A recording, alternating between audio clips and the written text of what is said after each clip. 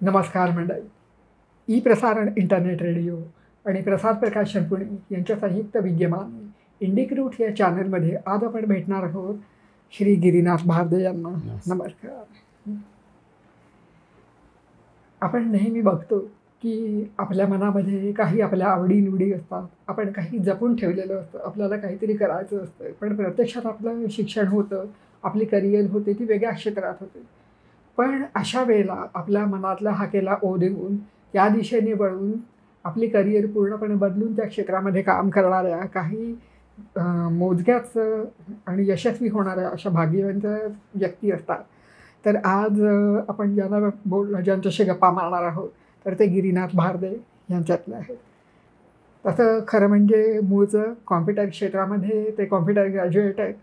10 वर्ष ॲनिमेशन क्षेत्रामध्ये त्यांनी करिअर केली. पण शेवटी असं झालं की मनात जी संस्कृतीबद्दल आणि इतिहासाबद्दल जी कळकळ होती, तळमळ होती, तर त्या आवडीपोटी इंडॉलॉजीमध्ये MA केलं, इतिहासामध्ये MA केलं आणि ॲनिमेशनचं क्षेत्र सोडून दिलं.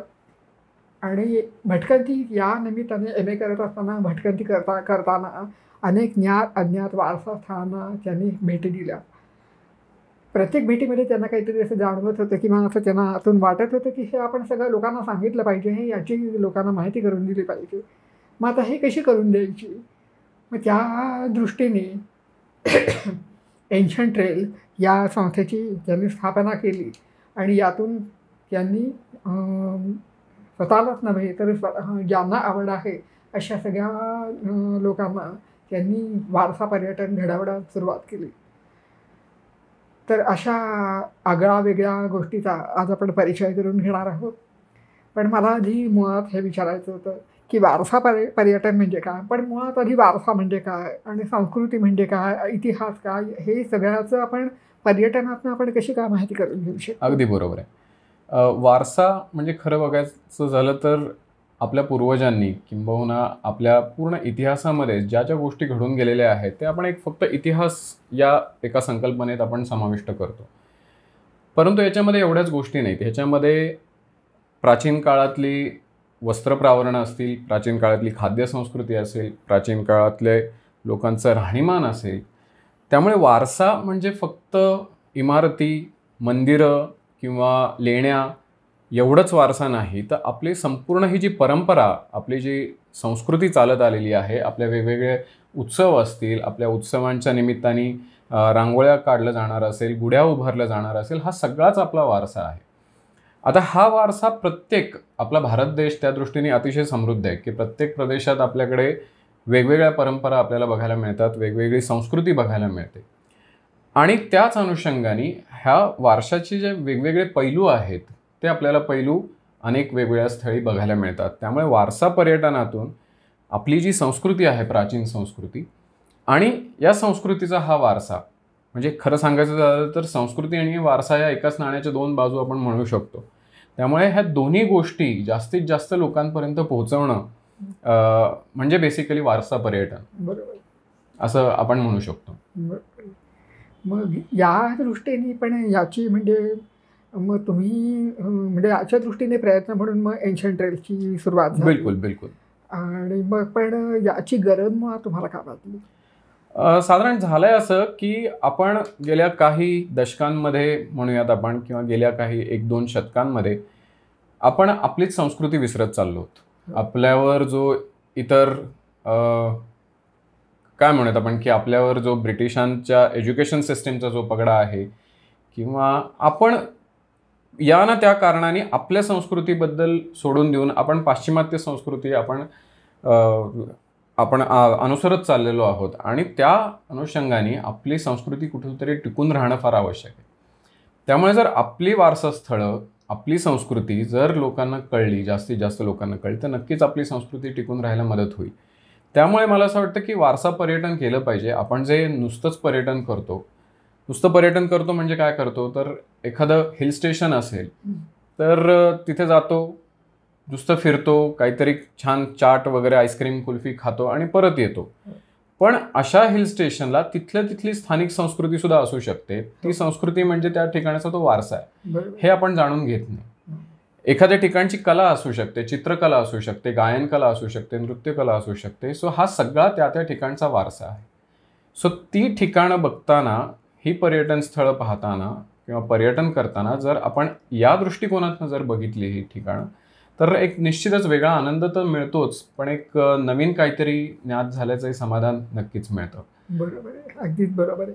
पण मग त्या दृष्टीने अशी कुठली वारसा स्थळ आहेत की जिथे गेल्यानंतर तुम्हाला असं प्रकर्षाने वाटलं की नाही आपण इथे बाकीच्या सगळ्या लोकांना आणलंच पाहिजे, त्यांना दाखवलंच बिलकुल, पाहिजे, बिलकुल. तर अशी नक्कीच. कुठली? सो उदाहरण द्यायचं झालं तर ओरिसामध्ये आता बहुतांशी लोक जातात ते पुरीच्या जगन्नाथाचं दर्शन घ्यायला जातात आणि कोणार्कचं सूर्यमंदिर बघायला जातात. परंतु ओरिसामध्ये त्याच्या कानाकोपऱ्यामध्ये इतकी छोटी छोटी गावं वसलेली आहेत. त्यातलंच एक म्हणजे रघुराजपूर. हो.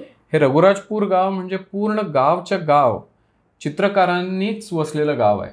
या गावातले सगळेच लोक चित्रकार आहेत आणि अतिशय बारीक अशी कलाकृती असलेली पट्टचित्र हे सगळे कलाकार रंगवत असतात. एका कापडाच्या मोठ्या तुकड्यावर ही चित्र रंगवली जातात आणि अतिशय बारीक आणि सूक्ष्म असं ते काम त्या चित्रांमध्ये केलं जातं.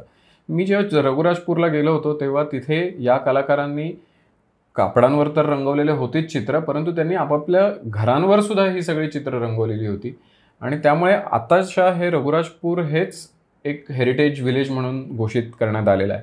किती छान. सो असे अनेक ठिकाणं आपल्या भारतामध्ये आहेत. म्हणजे थोडक्यात या रघुराजपूरमध्ये वारसा तर जपला गेला, अगदी. इथल्या लोकांना उद्योगधंदा मिळाला, बिलकुल. बाकीच्या जगाला अजून गोष्टींची देणगी मिळाली, म्हणजे अशा सगळ्या गोष्टी घडामोडी नक्कीच, या वारसा नक्कीच. पर्यटनामुळे घडत जातात. नक्कीच, नक्कीच. अगदी.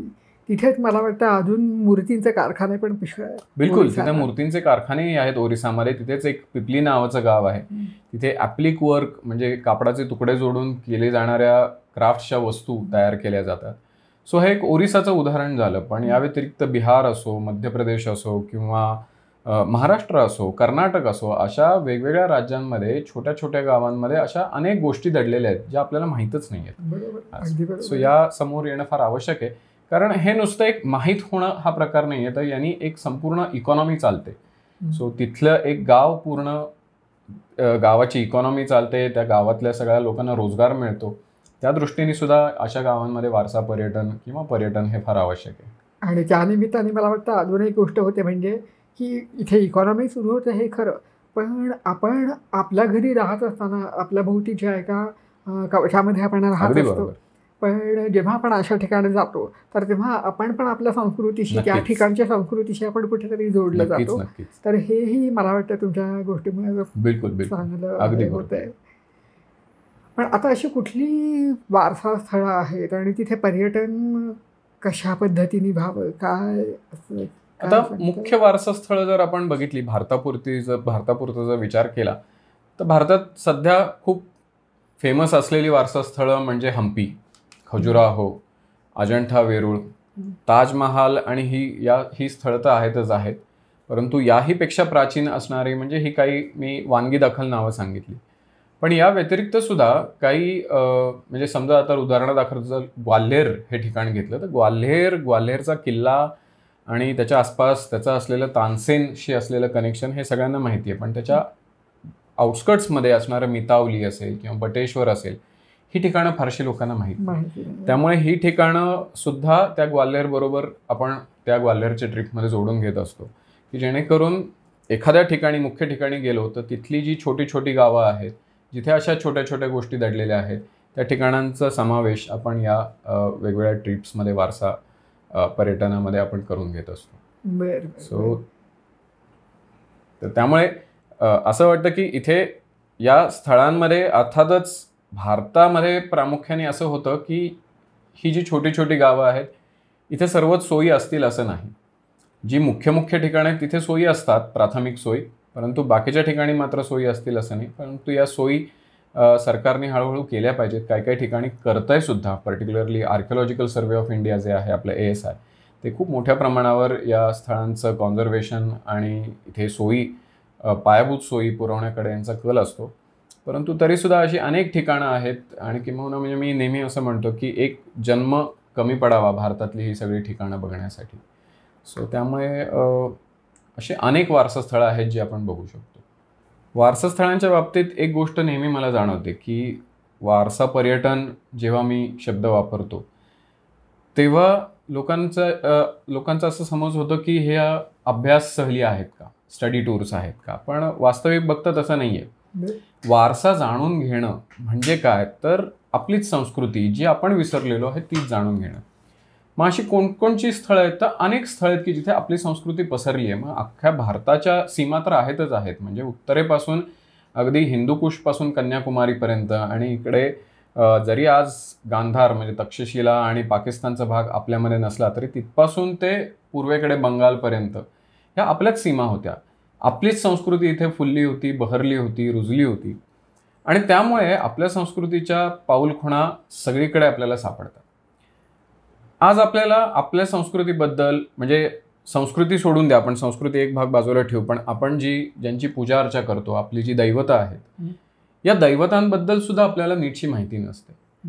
मग या दैवतांबद्दल जर आपण जाणून घेतलं, जर कुणी त्या मूर्तीच्या पाठीमागचं तत्वज्ञान सांगितलं, त्या मंदिराच्या पाठीमागचं जर तत्वज्ञान सांगितलं, तर कुणाला नको आहे का? तर निश्चितच हवंय लोकांना.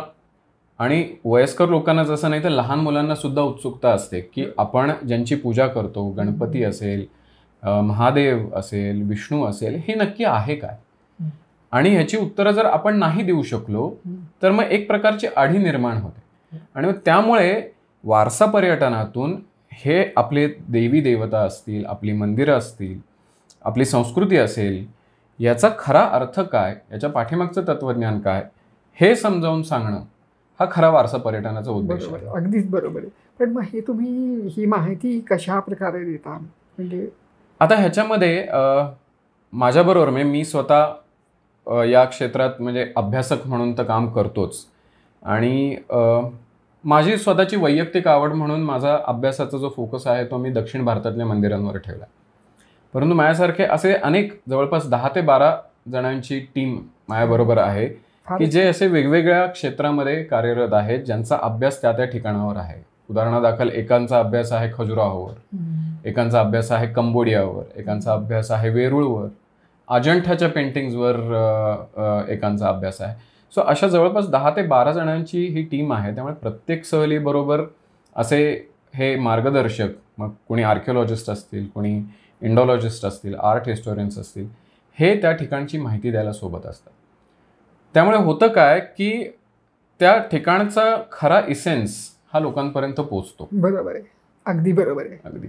सो तुम्ही जाऊन हम्पीला गेलायत नुसते आणि हम्पीचे नुसते सगळे भग्नावशेष बघितले तर एक प्रकारचं म्हणजे असाही अनुभव मी घेतला की असं मळव येतं मनावर, उदासीन असं वाटायला लागतं सगळं. परंतु त्या अवशेषांच्या पाठीमागे एक अतिशय भव्य आणि अतिशय समृद्ध असं एक मोठं एम्पायर उभं होतं, आणि ज्यांनी इस्लामी आक्रमणाला नुसती टक्कर दिली नव्हती तर त्यांच्यावर मात करून उभं होतं. संपूर्ण दक्षिण भारत त्यांनी अक्वायर करून.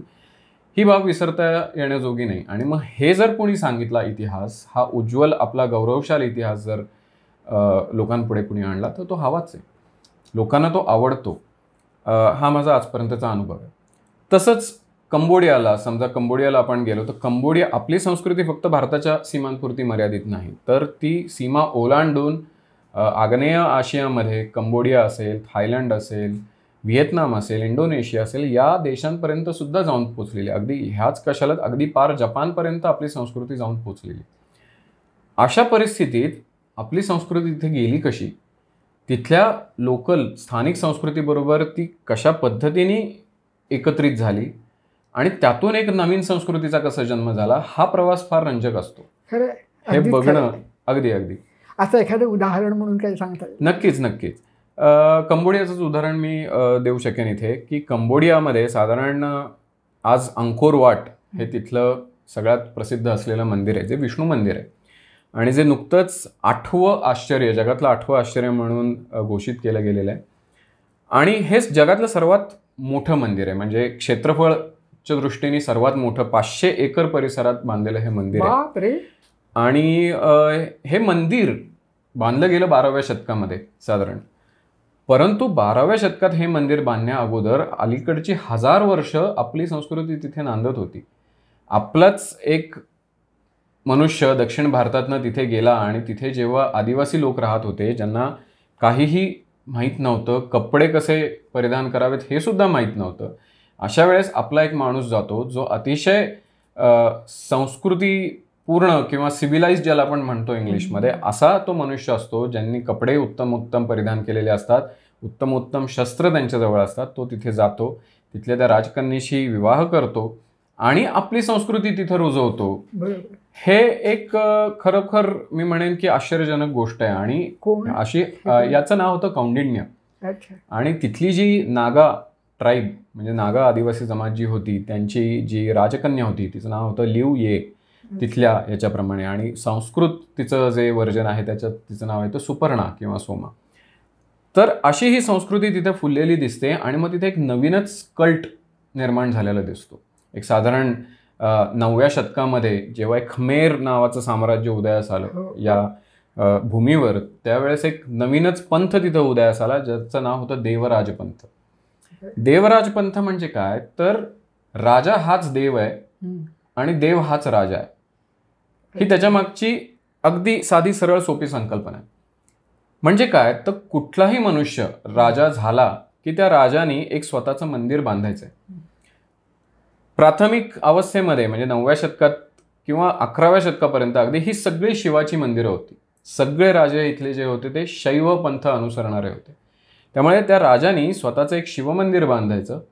तो जोपर्यंत हयात आहे राजा, जोपर्यंत राज्य करतोय तोपर्यंत त्यांनी त्या शिवाची पूजा करायची. तर तो राजाच्या मृत्यूनंतर असं मानलं जायचं की तो राजा त्या मंदिरातल्या शिवामध्ये पूर्णपणे सामावून गेला आणि मग जो नवीन राजा येईल त्यांनी पुन्हा त्याचं स्वतःचं एक वेगळं मंदिर बांधायचं. सो अशा मंदिरांना देवराज मंदिरच म्हटलं जातं. सो हा एक अगदी सो हा एक नवीन पंथ उदयास आल्यामुळे जेवढे राजे झाले त्यांची तेवढी देवराज मंदिरं तिथे निर्माण झाली. त्यामुळे कंबोडियात फक्त अंकोरवाट एवढं एकमेव मंदिर नाही, कंबोडियात शेकडो मंदिर आहेत. जेवढे राजे आज ज्ञात आहेत इतिहासाला कंबोडियाचे, त्यांची तर मंदिरं आपल्याला तिथे दिसतातच, पण त्याही व्यतिरिक्त इतर मंदिरांचे अवशेष दिसतात, जी मंदिर कुणी बांधली हे इतिहासाला माहीत नाही. सो त्यामुळे कंबोडिया म्हणजे त्याचा काही उल्लेख करणारे शिलालेख वगैरे असं सापडत नाही. काही ठिकाणी आपल्याला शिलालेख सापडतात, काही ठिकाणी नाही सापडत. सो त्यावरून आपल्याला थोडासा अनिश्चितता इतिहासाबाबत निर्माण होते. पण असे अनेक भग्नावशेष कंबोडियामध्ये पसरलेले आहेत वेगवेगळ्या मंदिरांचे. सो हे एक उदाहरण झालं की कशा पद्धतीने भारतीय संस्कृती तिथे जाते, रुजते आणि फुलते. आपलं एक फार महत्त्वाची गोष्ट याच्यामध्ये आहे की हा रुजणं आणि फुलणं शब्द फार महत्त्वाचा आहे. आपले लोक गेले बाहेर, पण त्यांनी आक्रमणं नाही केली, त्यांनी जबरदस्तीने आपली संस्कृती तिथे रुजवायचा प्रयत्न नाही केला. स्थानिक लोकांनी सुद्धा ती सहजगत्या स्थानिक लोकांनी सुद्धा त्याचा स्वीकार केला आणि त्यामुळे ती खऱ्या अर्थाने बहरली. नाही तर आपली संस्कृती बहरणं शक्य नव्हतं.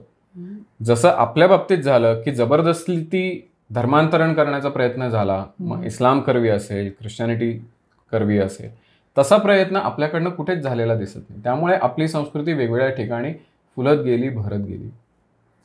असाच प्रकार फार इंटरेस्टिंग गोष्ट आहे. म्हणजे थायलंडची जर आपण हिस्ट्री जर बघितली, थायलंडचा इतिहास, तर थायलंडची जी भूमी आहे, आजची जे थायलंडच्या सीमा आहेत, त्यातला काही भाग हा प्राचीन काळामध्ये याच कंबोडियन खमेर साम्राज्याच्या अंतर्गत समाविष्ट होत्या.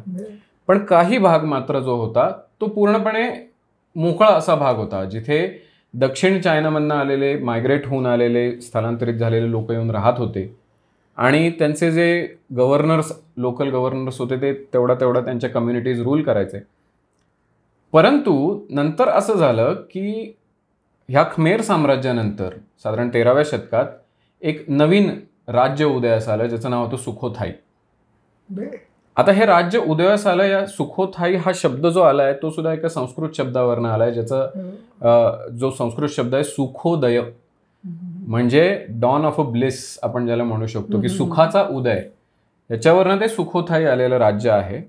आता ह्या सुखोथाई राज्याचा जो राजा होता, इंद्रादित्य त्याचं नाव, या इंद्रादित्याने राज्यव्यवस्था निर्माण करायला सुरुवात केली. कुठून निर्माण करणार, तर त्यांनी त्यासाठी आधार घेतला आपल्या भारतीय धर्मशास्त्राचा.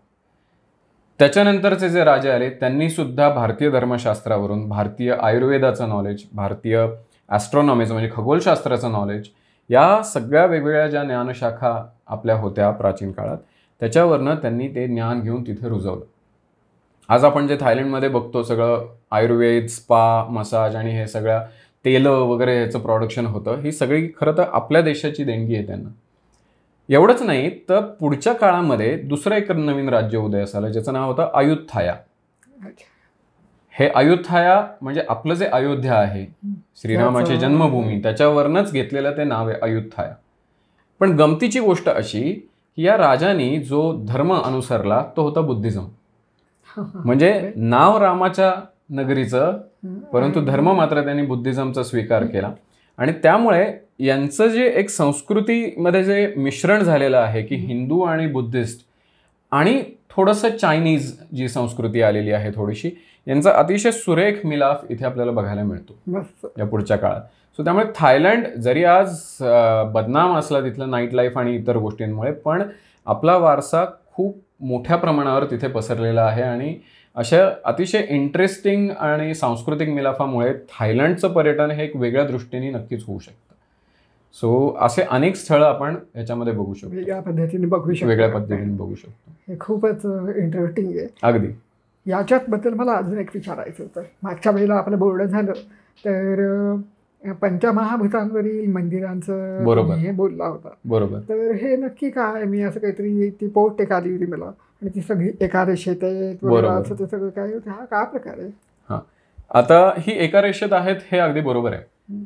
आणि पंचमहाभूत म्हणजे जी 5 आपली तत्व आहेत, पृथ्वी, आप, तेज, वायू, आकाश, सो यांचं एक रूप म्हणूयात आपण किंवा मॅनिफेस्टेशन म्हणूयात, म्हणजे ही 5 शिवाची मंदिर आहेत. आपल्या पूर्वजांना खगोलशास्त्राचं अतिशय सखोल ज्ञान होतं, याच्यात तर काही शंकाच नाही. आणि या खगोलशास्त्राच्या ज्ञानातूनच त्यांनी हे सरळ रेषेत या मंदिरांच्या जागा आपल्याला निवडलेल्या दिसतात. आता ही जी 5 ठिकाणं आहेत, ही ठिकाणं कुठली कुठली? तर पृथ्वी तत्वाचं जे आहे ते म्हणजे तमिळनाडूतलं कांचीपुरम जे नावाचं गाव आहे, तिथलं एकांबरेश्वर हे मंदिर जे आहे हे पृथ्वी तत्वाचं प्रतीक आहे. आप म्हणजे पाणी तत्वाचं जे प्रतीक आहे ते म्हणजे तमिळनाडूमधलं त्रिची इथलं जंबुकेश्वर मंदिर. तेज म्हणजे अग्नी, तेज सुद्धा याचं जे प्रतीक आहे ते म्हणजे तमिळनाडूमधलं अरुणाचलेश्वर, म्हणजे तिरुवन्नमलाई नावाचं गाव आहे, तिथलं अरुणाचलेश्वर हे ठिकाण हे तेज तत्वाचं प्रतीक आहे. वायू तसं बघायला गेलं तर जुन्या तमिळनाडूचाच भाग, पण आजच्या सीमांच्या दृष्टीने बघायला गेलं, राजकीय सीमांच्या, तर आंध्र प्रदेशातलं जे श्रीकाळहस्ती आहे, काळहस्तीश्वर तिरुपतीच्या जवळ, ते आहे वायुतत्वाचं प्रतीक. आणि अवकाश तत्वाचं प्रतीक म्हणजे चिदंबरमचं नटराज मंदिर. अशी ही 5 मंदिरं 5 तत्वांची रूपं म्हणून मानली जातात, पूजली जातात. यांच्या पाठीमागे अनेक आख्यायिका सुद्धा जोडल्या गेलेल्या आहेत की का ही या 5 तत्वांशी जोडली गेलेली आहे. आणि त्याच्यातनं आपल्याला त्याच्या पाठीमागचं जर सिम्बॉलिझम बघायचं झालं तर ते अजून विस्तारपूर्वक त्याच्यावर चर्चा करता येईल. पण त्याच्या आख्यायिकाच इतक्या इंटरेस्टिंग आणि इतक्या रंजक आहेत की त्याच्यामध्येच एखादा माणूस हरवून जाऊ शकतो. किती छान. म्हणजे हा आपल्याला वारसा समजून घ्यायला पाहिजे अशा ठिकाणी जाऊन. अगदी बरोबर. म्हणजे तिथे जाऊन तिथल्या आख्यायिका बघणं, ते मंदिर बघणं. पण आता हे पंचमहाभूतांचं मंदिर आहे, म्हणजे तिथे या मंदिरामध्ये तशा प्रकारचं काही आहे का? हां, त्या 5 मंदिरांमध्ये शिवलिंगच आहेत. शिवलिंगच आहेत वेगवेगळ्या. फक्त नटराज मंदिरामध्ये मात्र आपल्याला नटराजाची मूर्ती दिसते. आणि नटराज मंदिरातलं किंबहुना नटराज हे दैवत चोळ जे राजे होते तमिळनाडूतले, यांचं कुलदैवत मानलं जातं. त्यामुळे नटराजाची ही मूर्ती आपल्याला चिदंबरममध्ये दिसते. पण त्या व्यतिरिक्त जी 4ही मंदिरं आहेत तिथे मात्र आपल्याला शिवलिंगच दिसतात. सो तिथे कुठेही आपल्याला पाणी किंवा अग्नी किंवा असं कुठलंही दिसत नाही. तिथे शिवलिंगच आहे, परंतु त्याच्याशी निगडीत असलेल्या अनेक आख्यायिका किंवा स्थल महात्म्य ज्याला आपण म्हणू शकतो ते मात्र प्रत्येक ठिकाणचं तिथे आहे. तुम्ही आता ही पंचमहाभूतांची ही ट्रिप करा, मी येऊ. नक्की नक्की, जरूर.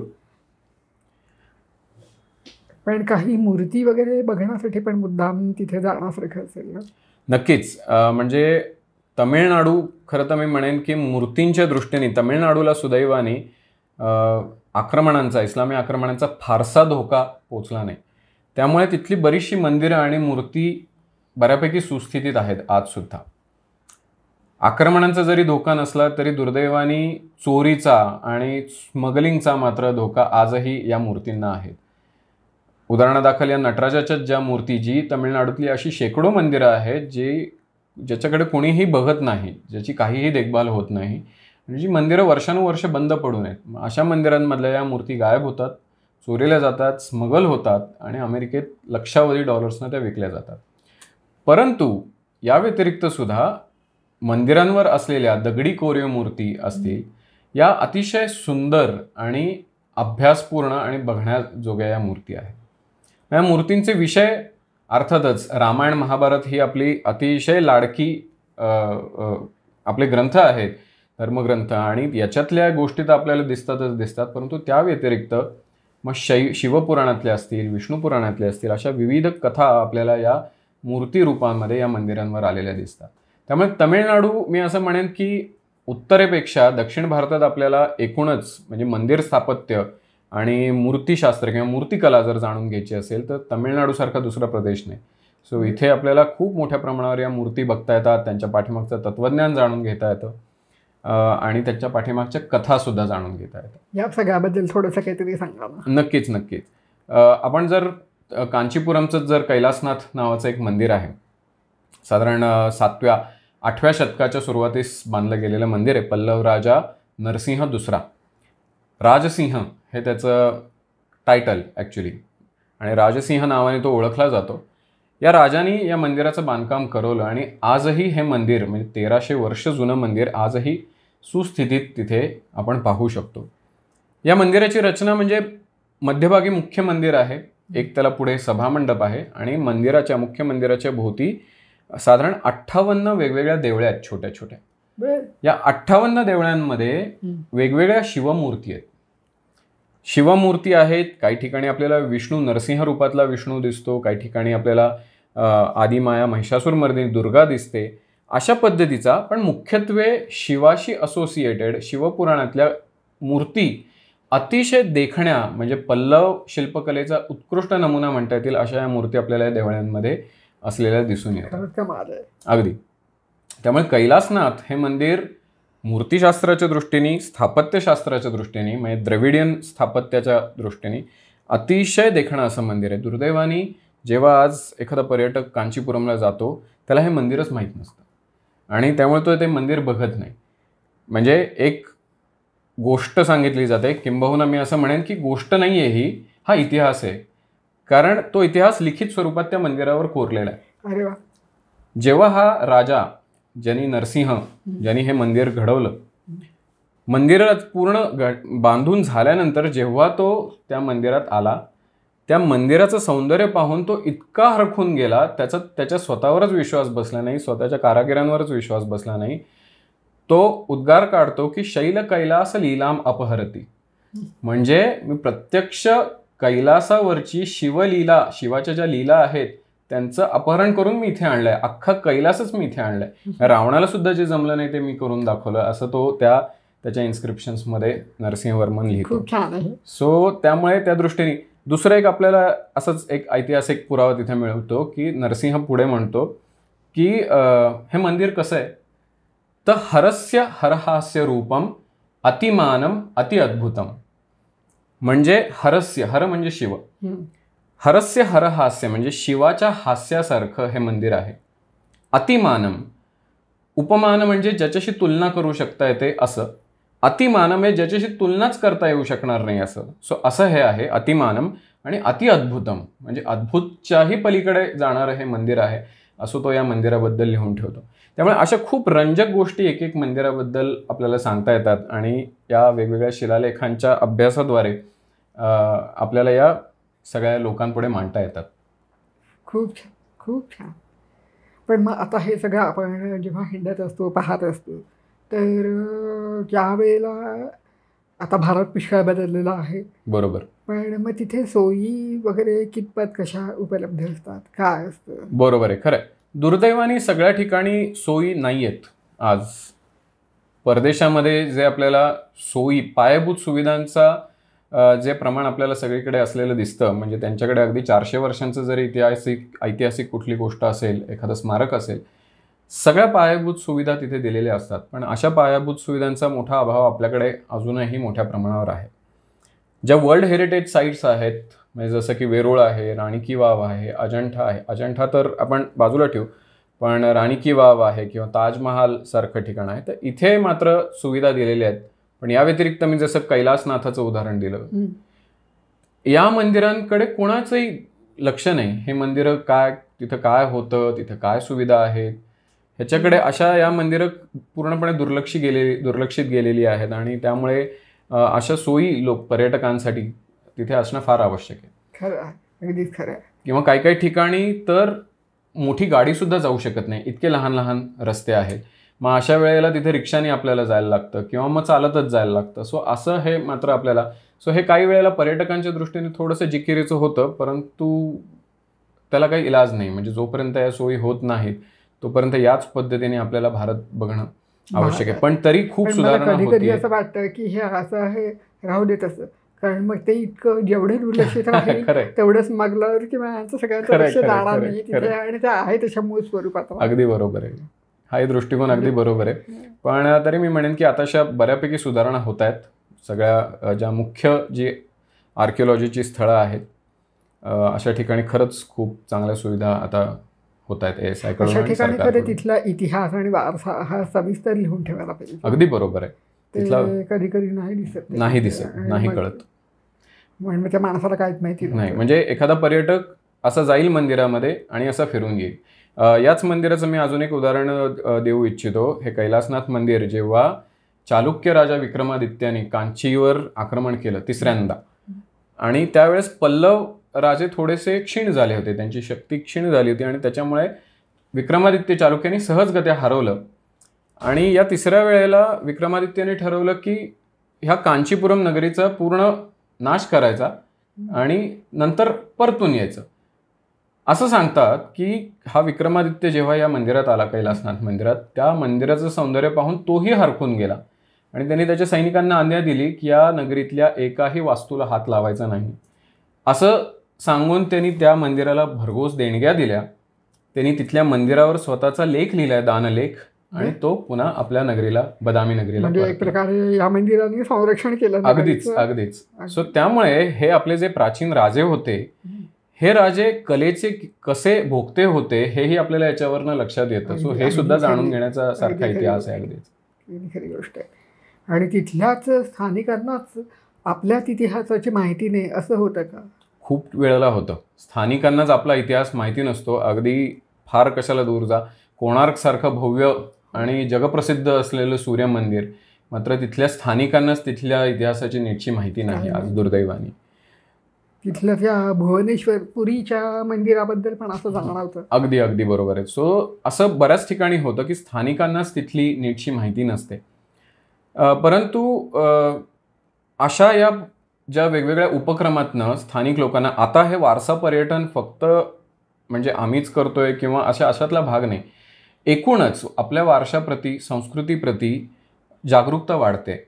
म्हणजे उत्तरेकडे असो, पूर्वेकडे असो, बंगालसारख्या प्रदेशामध्ये, दक्षिणेकडे असो, लोकांना संस्कृतीबद्दल आणि या वारशाबद्दल हळूहळू जागरूकता वाढते, तळमळ निर्माण होते, आणि त्याच्यातनं बरेच अभ्यासक पुढे येत आहेत. आणि हे अभ्यासक कुठल्याही म्हणजे केवळ आणि केवळ आपल्या संस्कृतीच्या प्रेमापोटी हा वारसा लोकांपुढे पोहोचवण्याचं काम करतात. सो हे एक खूप चांगली आणि समाधानाची गोष्ट आहे की असं होतंय. नवीन नवीन इंडॉलॉजी शिकणारे लोक सुद्धा त्यांची संख्या वाढतीये. लोकांना जसजसं कळतंय की नाही, अरे आपली संस्कृती किंवा आपला इतिहास हा काही पराभवाचा इतिहास नाही, आपला अतिशय गौरवशाली इतिहास आहे, आपले पूर्वज अतिशय हुशार होते. हे जसं जसं लोकांना समजते तसं लोकांची जाणून घेण्याची जिज्ञासा खरोखर वाढते, आणि ही खरंच समाधानाची गोष्ट आहे. अगदीच खरी गोष्ट आहे ही. पण मग अशा प्रकारच्या पर्यटनामध्ये कोणती आव्हानं साधारण तुम्हाला अनुभवायला मिळतात? बिलकुल बिलकुल. सुरुवातीच्या काळात म्हणजे मी साधारण, मला आता 8 वर्ष झाली या पर्यटनामध्ये, म्हणजे या प्रकारच्या पर्यटनामध्ये काम करून. आणि सुरुवातीला सगळ्यात पहिल्यांदा म्हणजे अशी वारसास्थळं, ऑफबीट वारसास्थळं एक तर शोधून काढणं. म्हणजे आता उदाहरणादाखल खजुराहो सगळ्यांना माहिती आहे, पण खजुराहोला गेल्यानंतर त्याच्या आसपास सुद्धा अनेक गोष्टी आहेत मग अशी स्थळं शोधून काढणं, म्हणजे कालिंजर सारखा किल्ला असेल, कालिंजरचं नावच ऐकलेलं नसतं अनेक लोकांनी, का सुंदर किल्ला पण सुंदर किल्ला आहे कालिंजरचा. सो कालिंजर सारखं ठिकाण असेल, अजयगड सारखं ठिकाण असेल, महोबा सारखं ठिकाण असेल, अशी स्थळं शोधून काढणं, या ठिकाणी जाण्याचे मार्ग उपलब्ध आहेत का, तिथे पायाभूत सुविधा आहेत का, हे शोधून काढणं हे सगळ्यात पहिलं चॅलेंज. याच्यानंतर आपण एक कार्यक्रम आखला की समजा खजुराहो घेतलं, त्याच्या आसपासची एवढी ठिकाणं आपण या ट्रिपमध्ये त्यांचा समावेश केला. त्याच्यानंतर मुख्य दुसरं आव्हान येतं म्हणजे की लोकांसमोर हे कसं वेगळं आहे हे मांडणं किंवा त्यांना समजावणं. बऱ्याचदा मी मगाशी म्हणलं तसं असं होतं की लोकांना वाटतं वारसा पर्यटन म्हणजे ही काय अभ्यास सहल आहे का, ही स्टडी टूर आहे का, पण असं नाही आहे. ह्या वारसा पर्यटनामध्ये आपण संस्कृती जाणून घेतो, वारसा जाणून घेतो, पण त्याबरोबर मजाही करतो, त्याबरोबर तिथल्या खाद्यसंस्कृतीचा आनंद घेतो, भरपूर खरेदी करतो. त्यामुळे सगळ्या प्रकारचं जी एक जनरल कुठलीही पिकनिक होऊ शकते, अशाच प्रकारच्या पिकनिक किंवा अशाच प्रकारच्या टूर्स या होतात, परंतु त्याच्यामध्ये एक ॲडेड फ्लेवर असतो, तो म्हणजे आपला वारसा आणि संस्कृती खऱ्या अर्थाने जाणून घेण्याचा. आणि मग हे आव्हान हे लोकांपर्यंत एक तर पोचवणं, त्यांना कन्व्हिन्स करणं की हे कसं वेगळ्या पद्धतीने आहे, ह्याच्यामधले मार्गदर्शक काय वेगळं. मग एक असा प्रश्न असतो की मग लोकल गाईड सांगतात आणि तुम्ही सांगतात त्याच्यामध्ये काय फरक आहे. मग त्याच्यामधला फरक लोकांना समजावून सांगणं हे एक मोठं आव्हान असतं. सो आणि मग परत पुन्हा स्थानिक जे लोक आहेत त्यांच्याबरोबर एक सलोख्याचे संबंध टिकवून ठेवणं हेही तितकंच मोठं आव्हान आहे असं मी म्हणेन. सो तेही करावं लागतं, कारण काही काही ठिकाणं इतकी आतमध्ये असतात, मग तिथे आपल्याला स्थानिकांची मदत घ्यावीच लागते. सो अशा लोकांना बांधून ठेवावं लागतं, त्यांच्याशी चांगले संबंध ठेवावे लागतात, जेणेकरून हे सगळ्या प्रकारे खेळीमेळीने लोकांपर्यंत जास्तीत जास्त पोहोचवता येऊ शकतं. बरोबर आहे, अगदी बरोबर आहे. पण मग या सगळ्याला पर्यटकांचा प्रतिसाद कसा मिळतो? पर्यटकांचा खूप छान प्रतिसाद मिळतो. म्हणजे सुरुवातीला असं व्हायचं की जे हौशी आहेत, ज्यांना फक्त इतिहासाची आवड आहे किंवा ज्यांना आपल्या संस्कृतीची आवड आहे, मंदिरांची आवड आहे, असेच लोक यायचे. परंतु नंतर असं व्हायला लागलं की नवरा बायको आलेत, तर त्यातल्या बायकोला आवड असते, नवऱ्याला नसते. मग ते केवळ बायकोपोटी तो आलेला असतो, पण नंतर त्यालाही ती आवड निर्माण होते. हेच उलटंही होतं. सो असं सुद्धा मग लहान मुलांच्या सुद्धा सहली आम्ही करायला लागलो की हा खरा वारसा लहान पुढच्या पिढीपर्यंत खरं तर पोचला पाहिजे. त्यामुळे मग लहान मुलं तर त्यांच्यामध्ये ते जिज्ञासा असते, उत्सुकता असते, आणि त्यांना ह्या गोष्टी जाणून घेण्यात खऱ्या अर्थाने इंटरेस्ट असतो. आपल्याला असं उगाच वाटतं की मुलांना काही मंदिरं आवडणार नाहीत, त्यांना काही हे इतिहासाचं फारसं नसेल, पण तसं नाही आहे खरं तर. आणि त्यामुळे त्या दृष्टीने आता हळूहळू पर्यटकांचा खूप चांगला प्रतिसाद याच्यामध्ये आहे. म्हणजे ज्यांना इतिहासाची काहीही पूर्वपीठिका नाही, ज्यांनी कसलाही अभ्यास केलेला नाही, अशा लोकांचा सुद्धा याला खूप चांगला प्रतिसाद मिळतोय. म्हणजे किंबहुना मी तर असं म्हणेन की अशाच लोकांनी या ट्रिप्सना आलं पाहिजे. बरोबर आहे. जे इतिहासाचे अभ्यासक आहेत, जे इंडॉलॉजीचे अभ्यासक आहेत, हे लोक स्वतःही जाऊ शकतात केव्हाही, आणि त्यांना मुळातच ती तळमळ आहे बघण्याची आणि ती आपलं प्राचीन सगळी संस्कृती जाणून घेण्याची. बरोबर आहे. परंतु ज्यांना नाहीये त्यांच्यापर्यंत हे पोहोचवणं हे खरं उद्दिष्ट. त्यामुळे हे आताच्या पर्यटकांचा खरंच खूप चांगला प्रतिसाद या सगळ्या ट्रिप्सना आहे. हे ऐकून पण खूप छान वाटतंय, कारण याच्यातनं खूप गोष्टी दिसतात. अगदी बरोबर. की लोकांची आपल्या वारशाबद्दल जागृती व्हायला लागली, संस्कृती समजून घ्यावी वाटते, आणि त्याला तुमच्यासारखी लोक मदत करतात. खरंय, असं सगळं हे. पण मग आता ह्यामध्ये सर्व प्रकारचे वयोगट असतात. हो, आता ह्याच्यामध्ये ह्या ज्या सहली असतात, वारसा सहली, या खरं तर सगळ्याच वयोगटासाठी ओपन असतात. म्हणजे अगदी आमच्याकडे जर बघायला गेलं तर 8 ते 80 या वयोगटातले सर्वजण या सहलींमध्ये आलेले. पण मग त्या सगळ्या वयोगटाला एक गोष्ट बघायला तितकाच रस वाटतो. हो, पण त्यातल्यात सुद्धा कसं होतं की थोडासा वरचा वयोगट जास्त असो असं मी अगदी मोकळेपणाने सांगू इच्छितो की साधारण 40-45 नंतरचा जो वयोगट आहे हे लोक जास्त येतात सध्या. त्यामुळे लहान मुलांसाठी आम्ही स्वतंत्रपणे एक सहल काढतो की ज्याच्यामध्ये फक्त गोष्टी, आपल्या प्राचीन इतिहास असं गोष्टीरूप पद्धतीने तत्वज्ञान सुद्धा जर असेल तर गोष्टीरूप पद्धतीने कसं ते समोर आणता येईल असा कल आमच्या त्या लहान मुलांच्या सहलीत असतो. पण बाकी मोठ्यांच्या सहलीत सुद्धा काही वेळेला लहान मुलं येतात, पण त्या लहान मुलांचा मुळातच एक इन्क्लिनेशन किंवा एक ओढा असतो इतिहासाकडे आणि त्यामुळे ती मुलं आपसुकच रमून जातात त्या सहलींमध्ये मोठ्यांबरोबर. मग ते भले तत्वज्ञान जड तत्वज्ञान असेल ते न कळू, पण ती एकूण बाकी जे गोष्टी आणि इतर बाकी जो इतिहास असतो त्याच्यामध्ये ही मुलं रमून जातात. त्यामुळे तसा प्रश्न येत नाही की वयोगट थोडासा मिसमॅच होतोय किंवा काय. आणि बाकीच्या ज्या जसं मी म्हणलं तसं की एखाद्या वारसा सहलीमध्ये ओरिसासारखी सहल असेल तर तिथे काही फक्त देवदर्शन किंवा फक्त मंदिर बघणं नाही, तिथे आपण रघुराजपूर सारखी चित्रकला पट्टचित्रांची कला बघतो, तिथेच गोटीपुवा नावाचा एक नृत्याचा प्रकार आहे तो बघतो. त्यामुळे अशा अनेकविध गोष्टी आपण त्या एका सहलीत अनुभवत असल्यामुळे सगळ्या वयोगटांना त्या सहली पोषक ठरतात. म्हणजे असं एका पर्टिक्युलर वयोगटालाच त्या सहली तयार झालेल्या आहेत असं नाही, तर सगळेजण या सहली अतिशय छान पद्धतीने एन्जॉय करू शकतात. हे ऐकूनच खूप छान वाटतं. पण आता हे जे वारसा स्थळं ही जी आहे तर त्याच्यामध्ये असं काही केलं जातं का की म्हणजे फक्त मंदिर मंदिर मंदिर किंवा कला कला कला किंवा असं काही त्याचं वर्गीकरण बिलकुल तुम्ही बिलकुल करता नाही का? नाही असं नाही होत खरं सांगायचं तर की फक्त मंदिर मंदिर मंदिर किंवा कला कला. तर सर्वसमावेशक अशा पद्धतीच्या या सहली आम्ही तयार करायचा प्रयत्न करतो की एखाद्या ठिकाणी तमिळनाडूला गेलं तर अर्थातच तमिळनाडूला मंदिरं जास्त आहेत, पण त्याबरोबर कांचीवरम साड्या त्यांचं शॉपिंग होतं, सिल्क आहे.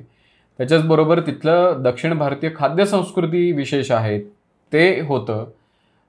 सो तमिळनाडूसारखा भाग वगळला तर बाकीच्या ठिकाणी इतर अशा अनेक गोष्टी असतात. कंबोडियासारखं जर ठिकाण झालं तर मंदिरांव्यतिरिक्त सुद्धा तिथलं शॉपिंग आहे, तिथली संस्कृती आहे, तिथल्या त्या टुकटुक नावाच्या रिक्षातनं फिरणं आहे. अशा अनेकविध गोष्टी मौज मजेच्या गोष्टी या सहलींमध्ये असतात. त्यामुळे ते असं मोनोटोनस केवळ मंदिर मंदिर मंदिर असं होत नाही.